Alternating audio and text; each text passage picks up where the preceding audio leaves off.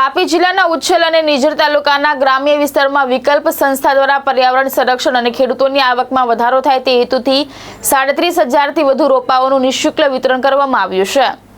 વૃક્ષ જીવનનો શ્વાસ છે, પ્રકૃતિ આપણી ઓળખ છે સંદેશ સાથે વિકલ્પ સંસ્થા દ્વારા તારીખ 1 જુલાઈથી 25 જુલાઈ દરમિયાન ઉચ્છલ અને નિઝર તાલુકાના અનેક ગામોમાં રોપા વિતરણ અભિયાન યોજાયું હતું। આ અભિયાન હેઠળ કુલ 37,633 રોપાઓનું મફત વિતરણ કરવામાં આવ્યું, જેમાં સાગ ઉપરાંત લીંબુ, ચીકુ, જાંબુ, જામરૂખ અને કેસર કેરીના ફળાઉ રોપાઓનો સમાવેશ થાય છે। સંસ્થાના જણાવ્યા મુજબ આ અભિયાનથી પર્યાવરણ સંરક્ષણની સાથે ખેડૂતોની આવકમાં વધારો, જીવન ધોરણમાં સુધારો અને ઓર્ગેનિક ખેતીને વધુ પ્રોત્સાહન મળશે। દર વર્ષે સંસ્થા હજારો ખેડૂતોને ઉપજાવ અને ઔષધીય રોપાઓનું વિતરણ કરી તેમની જાળવણી અંગે માર્ગદર્શન પણ પૂરું પાડે છે।